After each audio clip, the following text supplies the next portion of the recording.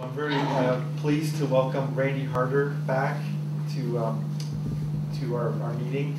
Randy is the author of both these books, which are both available, the Fort Wayne Postcards, which he talked about the last time he was here, and his second book, which is really excellent, is Legendary Locals of Fort Wayne, and that's available after the presentation if you're interested.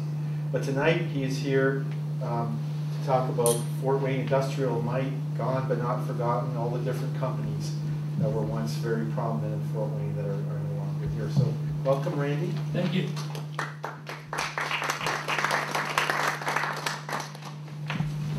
It's good to be back here again in Monroeville. They said you were a jokester, so I was trying to cut you off of the path. All right. Okay. One of your members here just saw me talk last week.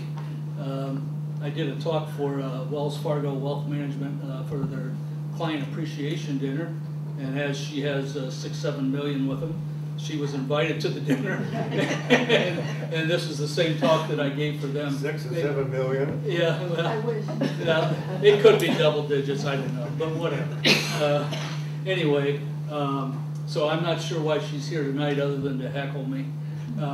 I thought I'd start out here with a slide of Fort Wayne in 1953, a nice aerial shot there. Over 50% of those buildings are no longer in Fort Wayne, unfortunately. Or fortunately, if you're more into progress than history. Just a few interesting buildings I'll point out while we're here. There's the old Keating Hotel there, the Anthony Hotel there. Both of those were imploded in 1974. Let's see here where we have. This is the old GE bulb plant, which later became Fort Wayne Printing, and now is a parking lot there on Clinton and a building for Lincoln Life. There's the old Lincoln Life when they still had the little cupola on the roof where the smoke from the furnace came out. And of course they've got this whole section here now. Let's see, we got Wolf and Dessauer sitting there at the corner of Washington and Calhoun. Peeking out up here, we've got G.C. Murphy's, and we've got Stillman's, which was also known as the Grand Leader at one time. We've got the Scottish right here, which is now a parking lot. Oh, there's the old Central High School gym, which is gone. Central Catholic High School, which is gone. But if we can go to the next slide, this isn't meant to be a depressing talk. Fort Wayne's in good shape, and we have no employers nowadays that are the size of a GE or International Harvester that if they left would have such a huge negative impact on the city, like especially Harvester did. I remember back in the 80s when they finally closed up, and that was a pretty great day in Fort Wayne because things weren't going well in a lot of other ways. That was during Win Moses' administration. We'd had the flood in '78. Vernon Jordan had been shot in Fort Wayne. But I digress. But at any rate, these are our top employers in Fort Wayne at the moment. The other thing that bodes well for the city is all of the people that are taking classes in higher education in Fort Wayne right now, over 25,000 people at these different universities, and of course the Huntington and the Trine universities and the Manchester are all new within the last few years in Fort Wayne. So the future looks bright. Slide. And if you look at this slide coming up here, it's pretty hard to look at that and go, wow, Fort Wayne's in trouble. Slide. Yeah, isn't that a nice picture of Parkview Field there? That's a pretty great picture there. I think that's the Coliseum right out there. That's what it looks like, maybe. Okay, anyway, we'll go on. I just put a few slides in there for fun. Okay. Well, there's no industry, and I know some of you guys are Harvester people. There's no industry that has changed the fabric of a city like International Harvester did for Fort Wayne. In 1919, they contacted the Chamber of Commerce in Fort Wayne, let them know that they were interested in potentially building a plant in Fort Wayne. However, we were competing with 26 other cities for the plant location.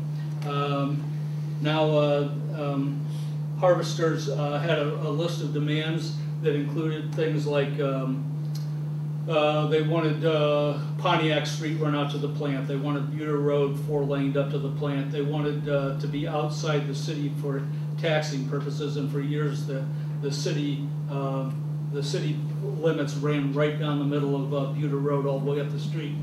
But one of the most unusual things they wanted was they wanted the city to, or somebody, to build 1,000 houses for their employees. Not give them the houses, but build the houses. And fortunately, at the time, Arthur Hall was the head of Lincoln National Life Insurance Company, and he was a real mover and shaker with Lincoln, and is who really put the company on the map in the early years. But he put together a consortium of local business people and bankers, etc., and set up a company called the Development Corporation. And the Development Corporation actually had built those 1,000 houses. Most of them were on either side of South Anthony or adjacent to the harvester plant. But at any rate, I dare say that the things they demanded or needed, while they seemed excessive at the time, nowadays, other than the housing part, it wouldn't seem so out of line, and it certainly paid off for our city. They made their first truck in 1923. This is one of the early models off of the assembly line. And as a lot of you know, they made the Scouts between 1960 and 1980. They produced over 500,000 Scouts. In the 1980s, of course, they pitted Fort Wayne against Springfield, Ohio, as to who was going to get the plant going forward. Win Moses came up with an incentive package of about $31 million. Springfield came up with one of about $30 million, but I think the handwriting was probably already on the wall that they were going to be moving to the newer location in Springfield. The interesting thing that a lot of people don't realize is that when Harvester built their plant in Fort Wayne, they closed their plant in Akron, Ohio. So kind of what happened to Akron then happened to Fort Wayne years later, and that's just the way that it goes.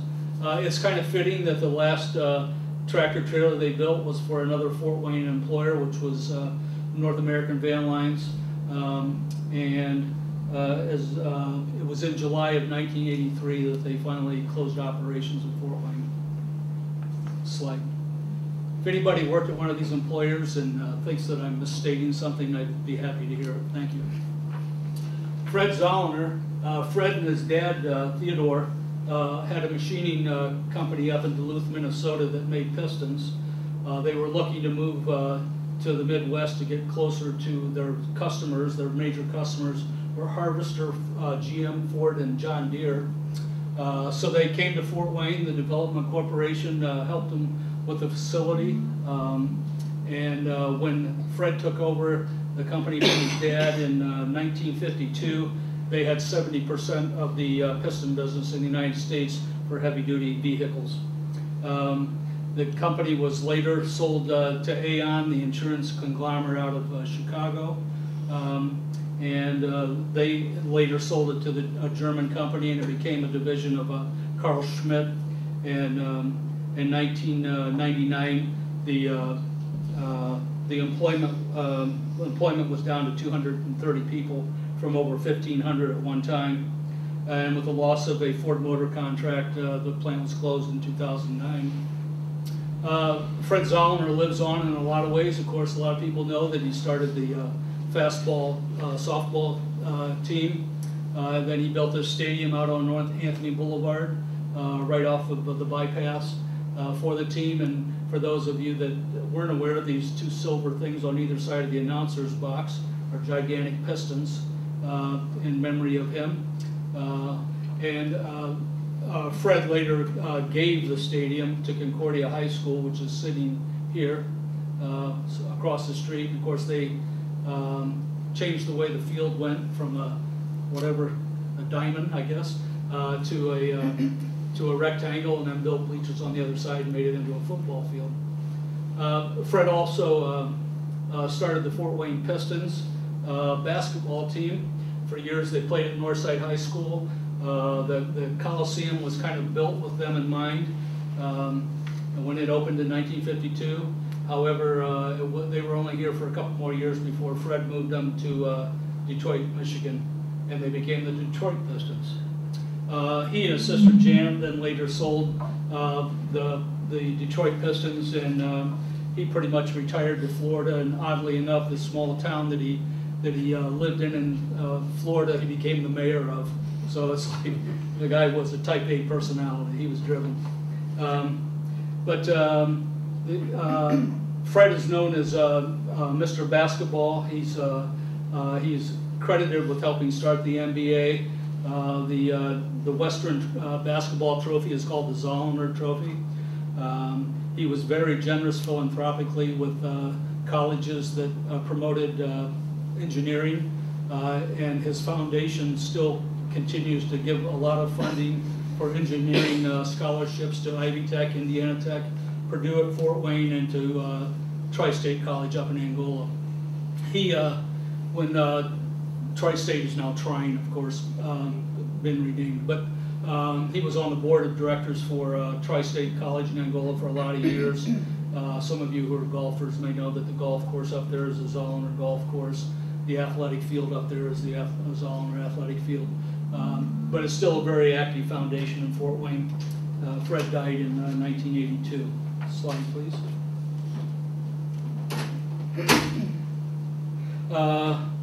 There's Fort Wayne's friend, Frank Fryman.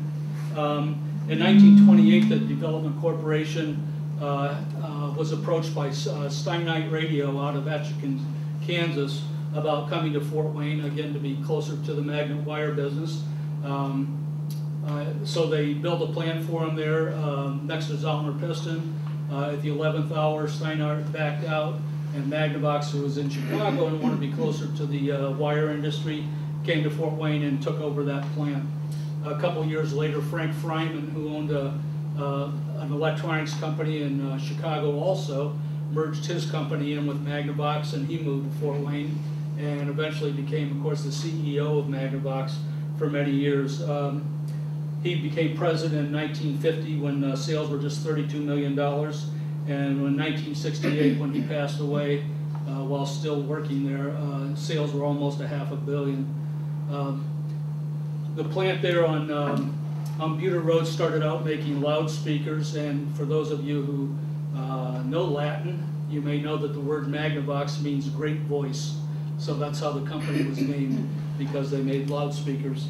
At that plant there, engineers coined such phrases as stereophonic, tweeter, and woofer, which refer to speakers. They made the first stereophonic record player there. They made the world's first transistor radio there and produced them on Buter Road. The very first gaming console, which is now commonplace, but then was a revolutionary thing, which was called the Odyssey, was something that their engineers designed. Magnavox changed a lot over the years. In 1974, they were taken over by North American Philips, the Netherlands electronics company, who was primarily in the consumer electronics business. So they took the consumer electronics business and they moved it to Knoxville, Tennessee.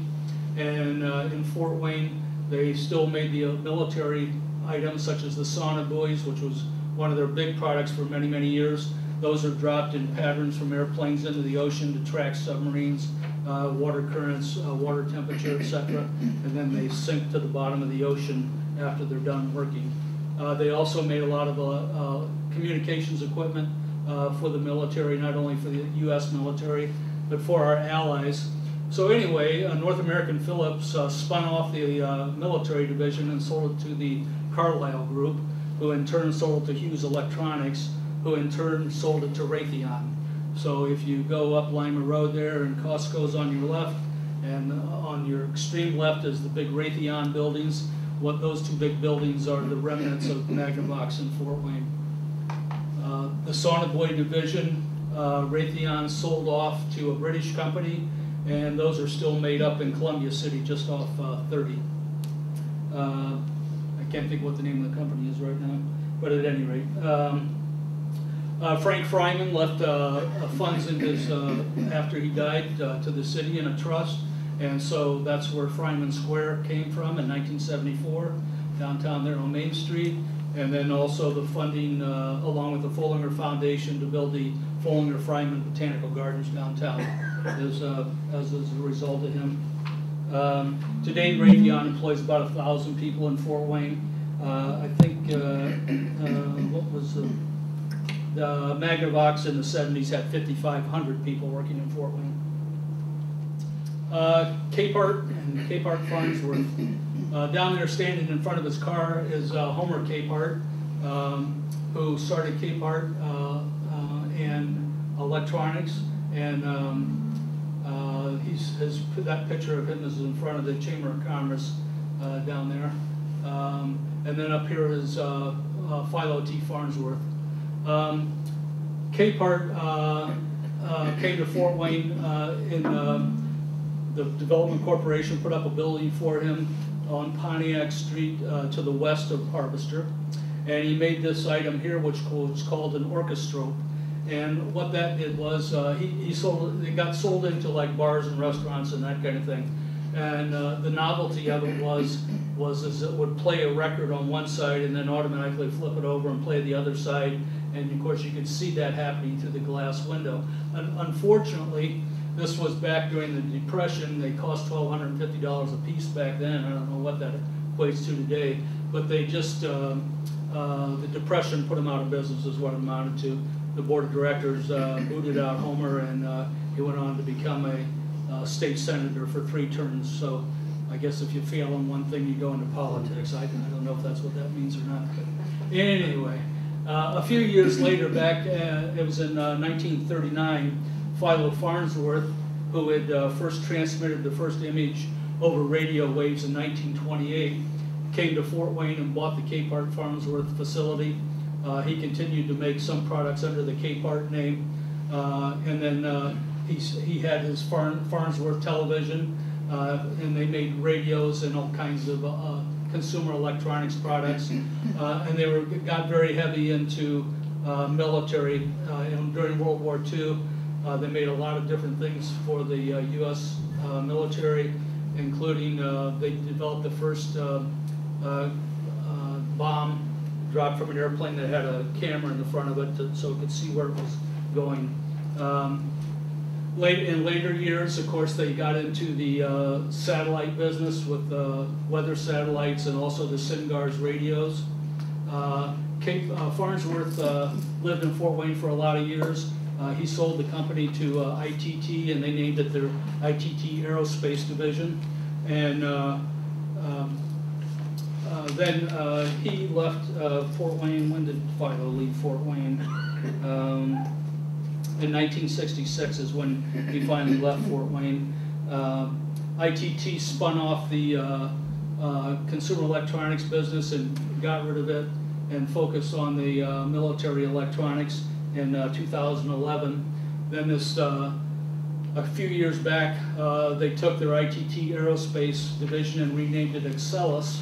And so if you went out there to the corner of Lima and Cook Roads, just past Sam's Club, on the other side of the road, there was the 2 big white poured concrete type buildings that said Excelis on them. And so that was the old ITT Aerospace, which was the old Farnsworth Electronics. And then they built a new plant down on Cook Road, about a half a mile to the left off of Lima Road as you're going north, to build the new SINGARS radios. Now, since then, this past spring, it was announced that ITT had sold the Excelis division to Harris Electronics out of Melbourne, Florida, and they're one of the big military suppliers of all kinds of electronic items. And so they've announced that they're moving the radio division up to Rochester, New York, where they have other facilities, but they're keeping the satellite division in Fort Wayne. If you look at the evening news and you see tornadoes coming towards Florida or bad weather coming across the Great Plains to Monroeville, there's a better than 80% chance that those pictures are being taken by a satellite built in Fort Wayne. And a lot of people aren't even aware they're made there. It's kind of one of those kind of under the radar type businesses. I was told by somebody who works there recently that NASA is their biggest customer. And NASA buys the satellites for NOAA, which is National Oceanographic and Atmospheric Administration, I believe. So NASA buys the satellites and then gives them to NOAA to operate. but that Harris was told by NASA that they didn't want that plant moved out of Fort Wayne because of all the history and the technical knowledge and the employees that work there. They didn't want to lose that. So anyway, you may know that Philo Farnsworth lived on State Street across from the old State School. There's a plaque out in front there, and for a lot of years he lived in this real cute little yellow and white cottage. And there where St. Joe enters into State Street. Slide, please. And as you can see from this, even Johnny Carson had something to say about Philo.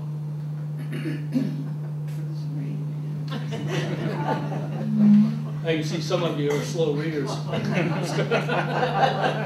couple people in the back still aren't laughing. Okay, just kidding. Okay, slide. I couldn't help myself from throwing that in. Not everybody probably cares about a 1953 soapbox derby race that went down Pewter Road, but I kind of like this picture because it shows Magnavox, Zollner Piston, Harvester, and then if you went up and around the corner, you'd have had Capehart Farnsworth, you'd have had Truck Engineering, which made special trucks for bodies for Harvester, you had Ray Magnet Wire. If you were standing behind the photographer looking the other direction, you'd have seen Gladio Refinery, you'd have seen... I'm sorry? Howard Johnson's. Howard Johnson's, yeah. Yeah. We're not talking about food yet. Okay, we'll talk about food later. Yeah, I could hear somebody's stomach growling. I didn't know it was him. But behind you would have been... Gardner's Colonial. That's right, it was Gardner's Colonial, yeah. Gardner's, who started Gardner's and then started Charkane's and had the Colonial restaurant there at the corner of New Haven Avenue and Buda Road. But I think we're getting off track. But at any rate, also behind us would have been the Phelps Dodge Inca division. But at any rate, so I just kind of like that slide to see all those buildings in a row there. Slide, please. SF Bowser Company. If my first name was Sylvanus and my middle name was Freelove, I'd probably go by SF too. And so he did. But SF Bowser, Sylvanus Bowser, supposedly in 1885, as he was pulling a bucket of water up a 70-foot well with a rope, came up with an idea of mechanically pumping liquids. That sounds like kind of a fable to me, but I'll go with it. So he started a company to dispense liquids with a pump. His first item was this one right here.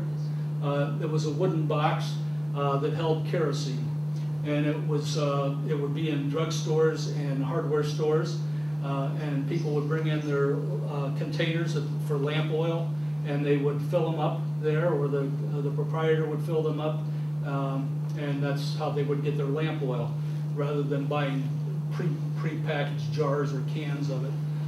And while I don't have any evidence of this, I'm convinced in my own mind that caused a lot of drugstores and hardware stores to burn down in the early 1900s. I could be wrong about that. Some of the Bowser innovations were he had these truck-mounted fueling systems. This happens to be an order that he did for the Army for fueling airplanes. He was the first one to do underground refueling for airplanes and airports. He built these trucks. These might be Harvester trucks, but he built the bodies for them that put fuel oil in people's houses. And for those of you who are sharp-eyed, you might realize that that's Reservoir Park, and that's the reservoir right behind the truck there, back when the reservoir was a lot taller and had a wooden cap over the whole thing. The reservoir, incidentally, Reservoir Park was built in 1880, and then in 1959, they tore the cap off, and they pushed the dirt from the hill into the hill to fill it up. So the reservoir hill that's there today is not near as tall as it actually was at one time. When the city built that, there was a problem with water pressure and water storage. So they would pump water into the reservoir, and because that was a high spot in town, that would create the pressure to have water come out of your faucets. And it was also a reservoir as a holding facility. But Bowser, during the Depression, he lost control of the company. In 1960, the company closed their facilities in Fort Wayne. Their beautiful office building, which he paid $1 million to have built back in 1918 there on Creighton Avenue, still exists. For a lot of years it was headquarters for Phelps Dodge. Then it was the police department, and now I believe it's sitting empty, but I could be wrong. Somebody could be back in there. The remnants of Bowser Pump are now owned by Keene Corporation in Ontario, Canada. Still today, in certain parts of the world, the vehicle that fuels an airplane is called a Bowser. So it's kind of interesting. He died in 1938 at age 84 and left an estate of just $11,000. He basically lost, unfortunately, all the millions that he made. Slide. Tokheim, where's my Tokheim guy? He's going to keep me honest right there. Okay. Yeah. Isn't it time for you to leave? Tokheim was started in Cedar Rapids, Iowa in 1898 by John Tokheim. In 1918, Ralph Deserins and a group of investors from Fort Wayne bought the company and moved it to Fort Wayne into the old Wayne Spoke and Bending factory there on Wabash Avenue, where it was for many, many years. Tokheim was the developer of the first visible pump, where the gasoline was in this glass tube up above, and you could then see it flow down into your car, so you knew exactly how many gallons you were getting.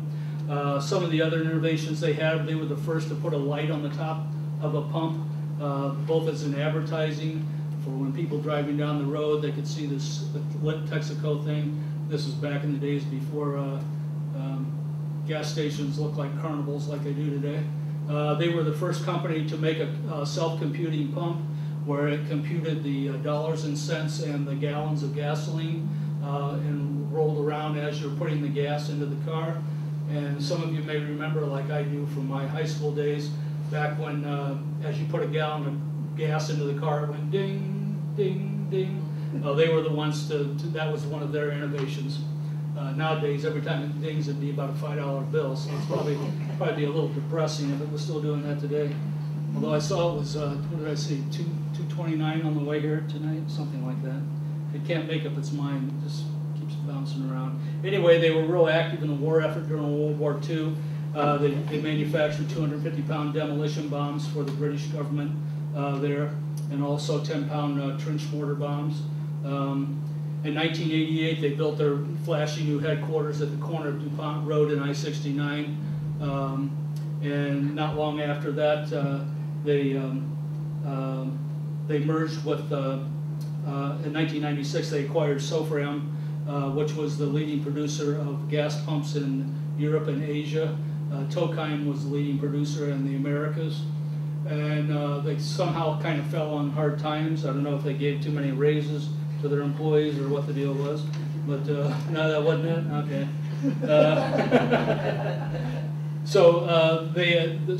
After they merged with the European company, they became the largest producer of gasoline pumps in the world.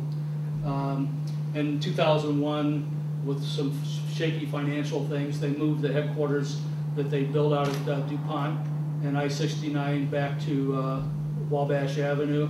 That headquarter building now houses Parkview Health's headquarters and is right adjacent to the Parkview Hospital out there.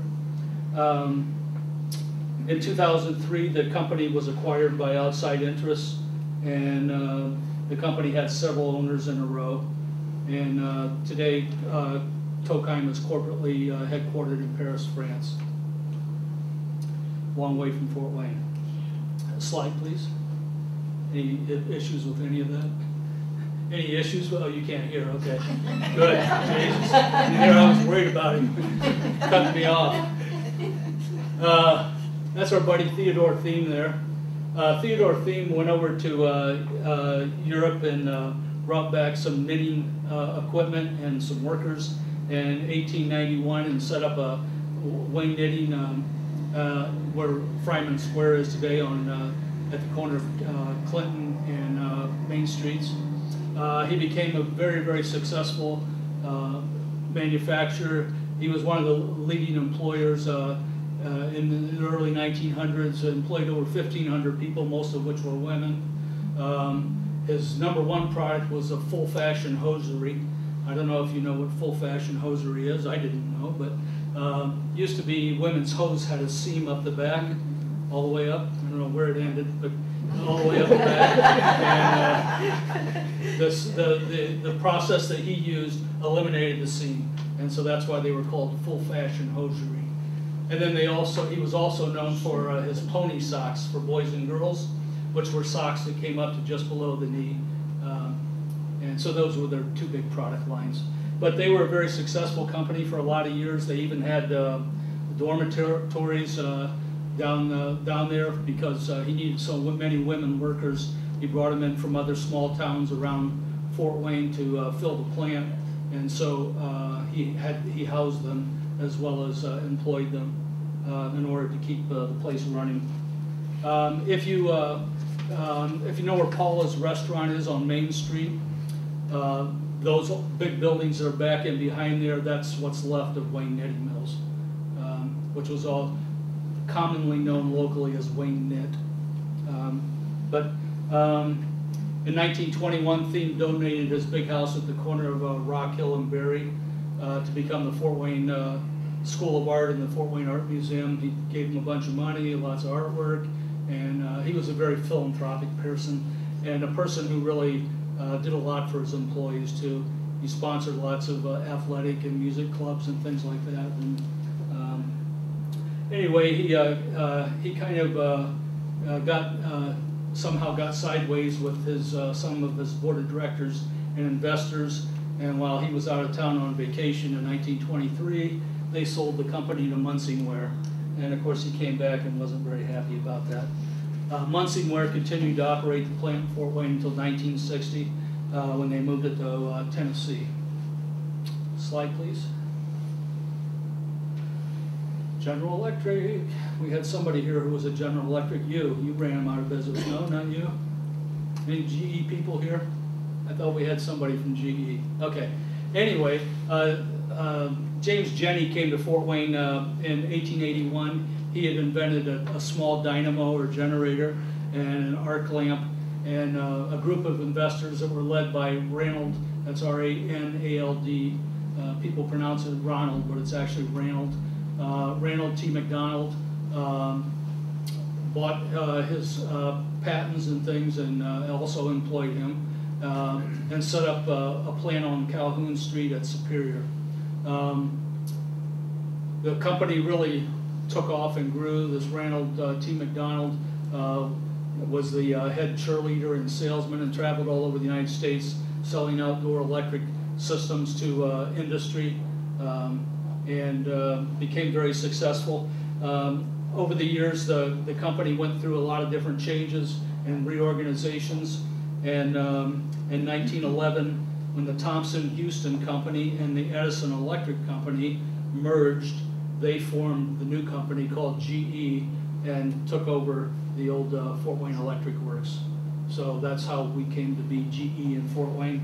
Is that known as Jenny Electric at one time? Jenny Electric, that's how it started, yes, it's Jenny Electric. After James Jenny. I thought it was interesting how the payroll was handled. Back in 1923, when they had 4,500 employees in Fort Wayne, they were still paying all 4,500 people in cash every week.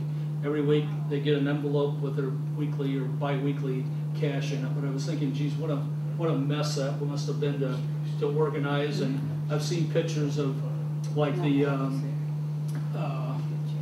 money truck or whatever you want to call it at different plants, and all these guys are standing around with shotguns guarding the thing, and it must have been quite an ordeal. But at any rate, in 1915, the plant had 117,000 square feet on Broadway, and 5 years later, in 1920, they were up to 1,500,000 square feet, which is 34 acres under roof there at Broadway and Taylor. Actually, the Taylor plant hadn't been built yet. But the government approached GE during World War I, or World War II, excuse me, and asked them to build the turbo superchargers for airplanes. And so the government paid to have the plant built there on Taylor Street. to build the superchargers. What a supercharger does for an airplane, or did for an airplane, was as the airplanes went higher, there's less oxygen, so they can't go as fast and they can't go as high. So what a supercharger did was it attached to the engine. The exhaust from the engine came out through the supercharger, spun a turbine that compressed the thin air, and then fed it back through the engines and oxygen enriched air so that they could go faster and higher. That's probably more than you wanted to know, but whatever. Anyway, so they built superchargers all through during World War II, and that's one of the things that's accredited with our Air Force being so successful during the war. Then after the war was over, the government, in their infinite wisdom, sold the plant to GE for $1. So that then later became where they made fractional horsepower motors for so many years, and what GE in Fort Wayne, in modern times, they were best known for. But over the years in Fort Wayne, they made all kinds of versions of electric fans. They developed a monitor top refrigerator and built it in Fort Wayne. They developed electric garbage disposal, the first one ever invented. They called it the electric pig. In their later years in Fort Wayne, they were mostly known for building transformers of all sizes and shapes and electric motors, fractional horsepower electric motors mostly. At one time, during World War II, they employed 20,000 people in Fort Wayne. They were Fort Wayne's largest employer ever. By 1946, employment had backed down to just a little under 12,000 people. While the production in Fort Wayne had mostly ended in the last 10 or so years, last year in 2015, they closed up their final little office in Fort Wayne, which was a little group of engineers that had an office out on the bypass, actually. And that was the end of GE in Fort Wayne. But they were a good employer for a lot of years. So, slide, please. Dale McMillan. Dale McMillan worked for Allied Feed Mills in Fort Wayne and decided to strike off on his own. He went down to Decatur, Indiana, and bought an old closed sugar beet factory called Central Sugar, changed sugar to soya, and made it Central Soya. So that's how the name Central Soya came about. Dale was one of the first person to take soybean oils and turn them into products that would be everyday food ingredients. And nowadays, what was rare then is now common. Just about everything has got soybean of some type in it, soybean oils or soybean meal. He also started the Master Mix brand of feeds, which he ended up selling in 55 different countries around the world for different types of feeding livestock. He was the first company to own their own covered hopper cars to transport grains around the United States. It was the first company to own its own barges on the Mississippi and Ohio rivers to transport his soybeans. He had a lot of different innovations within the industry and became widely known. When the Fort Wayne National Bank building, which is now called PNC Bank, opened there at the corner of Berry and Calhoun in 1970, they were the largest tenant with 7 floors in it. Dale McMillan was very philanthropic, and his foundation is still very active in Fort Wayne. But he's well known for starting the Wildcat Baseball League, where any child that wants to play baseball can be on a team and do so. He also gave the city McMillan Park, and over the years his foundation has paid for a lot of improvements to McMillan Park. In later years, his son Harold and Dale Jr. ran the company. The company went public on the New York Stock Exchange in 1960. In 1985, Shamrock Capital, which was owned by Roy Disney, Walt Disney's brother, took over Central Soya, emptied out its pension fund, and then resold it to an Italian company.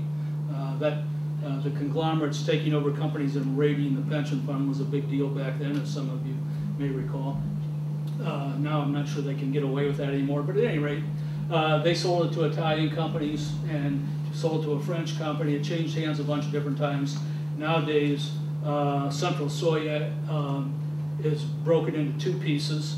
The animal feed division is owned by Archer Daniels Midland, and the edible oils division is owned by Bunge out of the Netherlands. So this is the Decatur plant that you go past as you're going down into Decatur.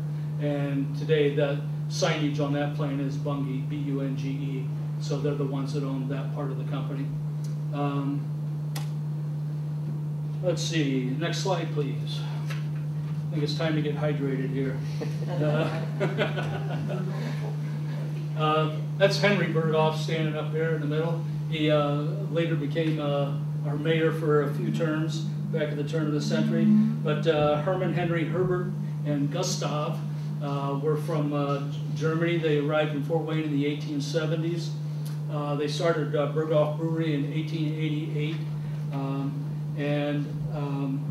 They later found their own niches with Henry going into politics. He was also one of the founders of the German National Bank, which for obvious reasons changed its name from German National Bank to something else during World War II, and it became Lincoln National Bank.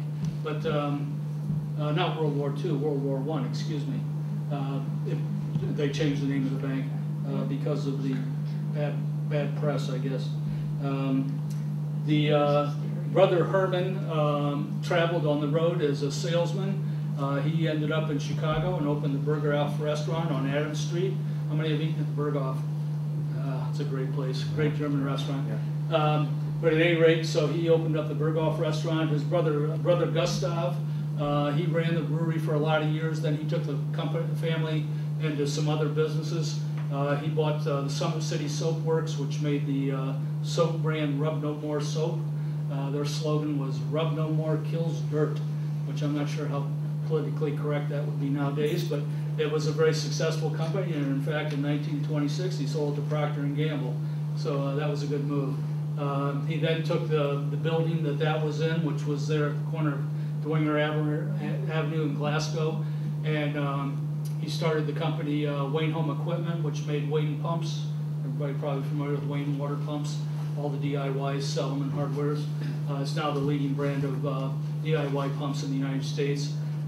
He then later sold that company to Scott Fetzer, who in turn sold it to Berkshire Hathaway. And since then, the company has moved out of Fort Wayne and is down by Cincinnati.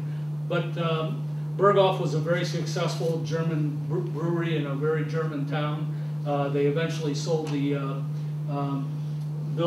business to Falstaff, and back in 1990, unfortunately, Falstaff, after having run the company for a number of years, closed it down.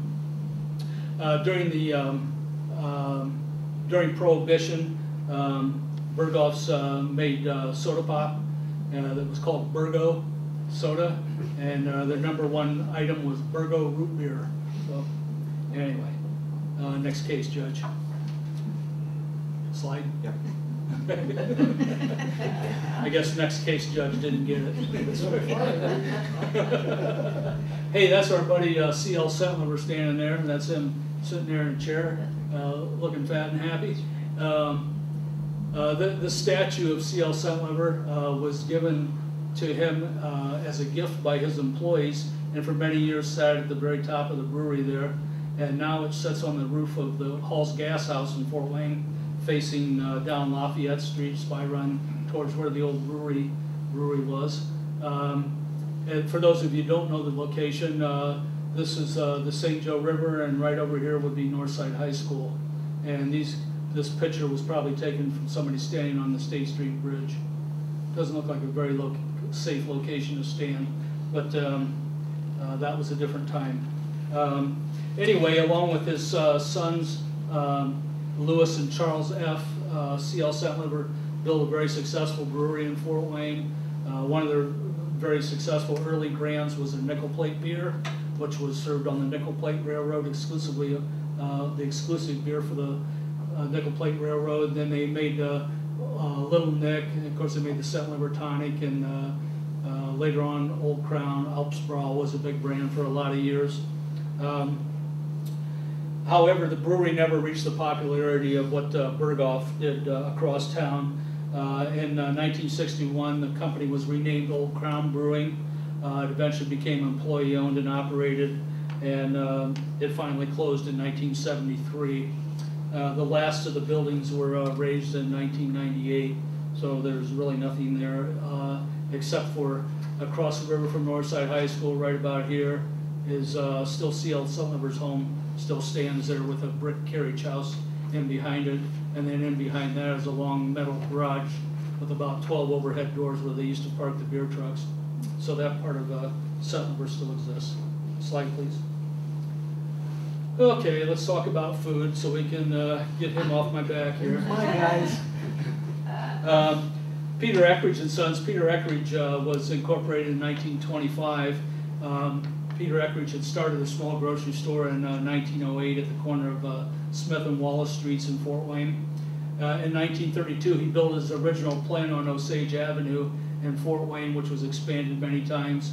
Also built a facility up in Kalamazoo, Michigan, opened a testing and development operation in Fort Wayne as well.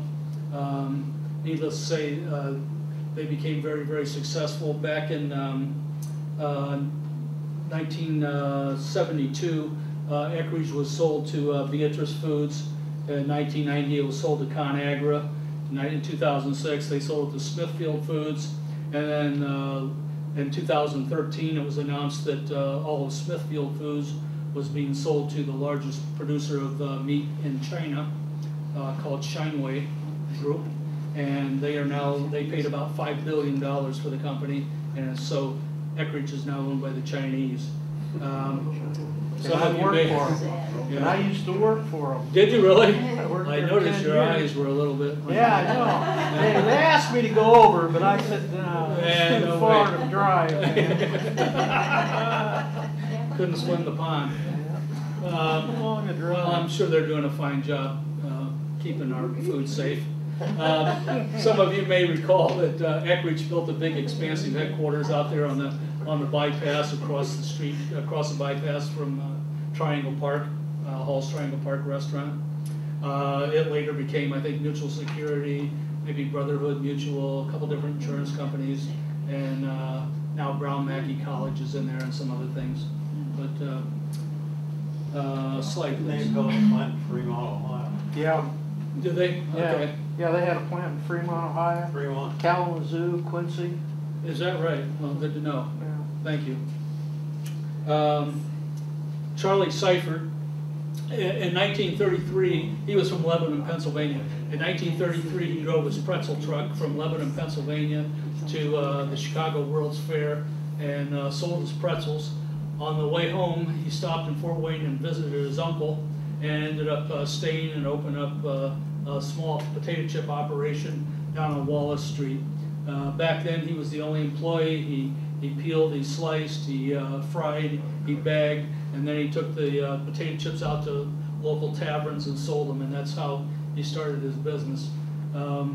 Eventually, some of you may recall, he built this gigantic snack foods processing facility out on Lima Road where Costco now sits.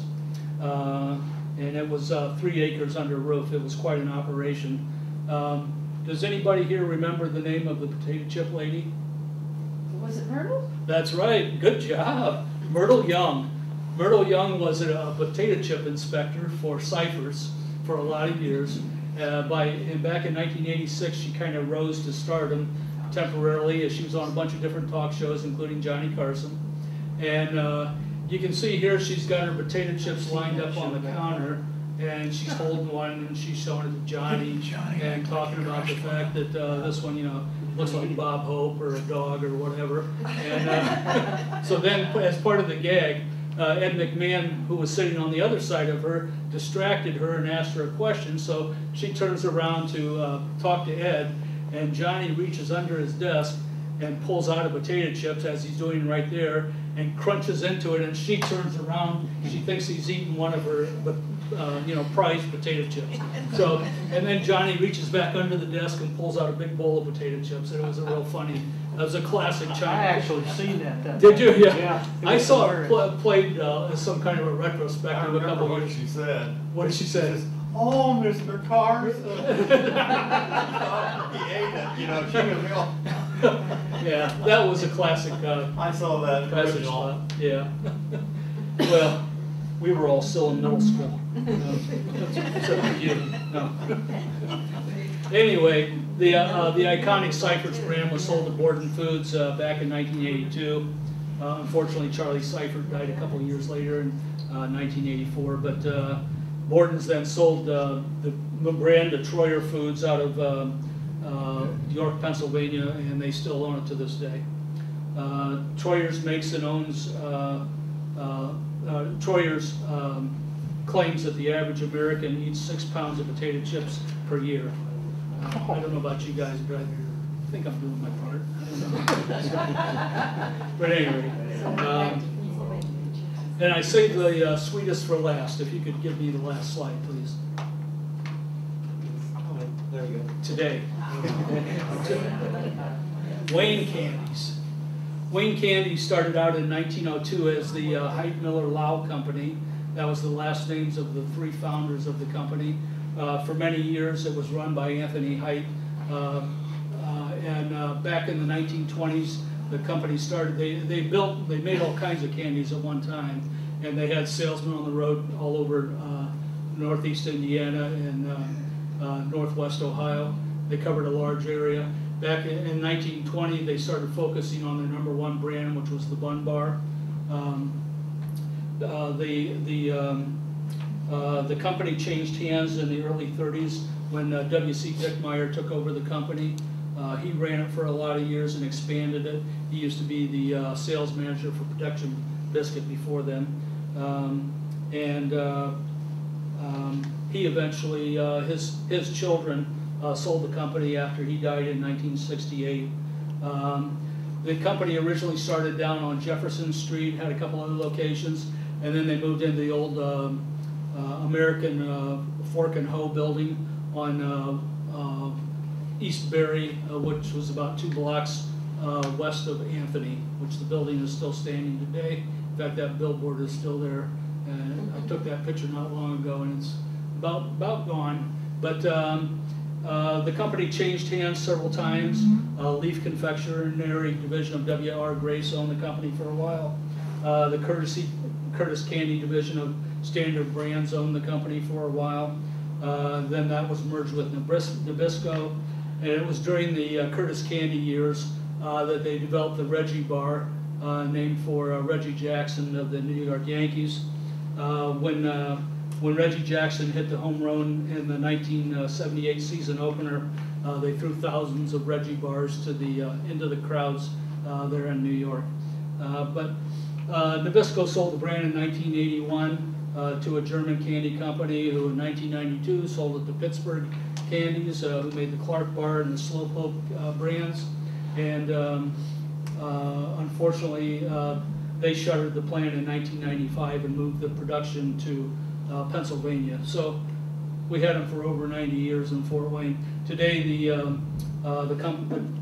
brand is owned by Pearson's Candy up in St. Paul, Minnesota, and of course they still make the bars today. And the bars come in vanilla, maple, and in caramel, but as we all know, they're not really bars at all, they're buns. So that's it, folks. Slide. We also make Lady Wayne chocolate in the box. Yeah, I actually have an old Lady Wayne's box. So that's my story. Okay.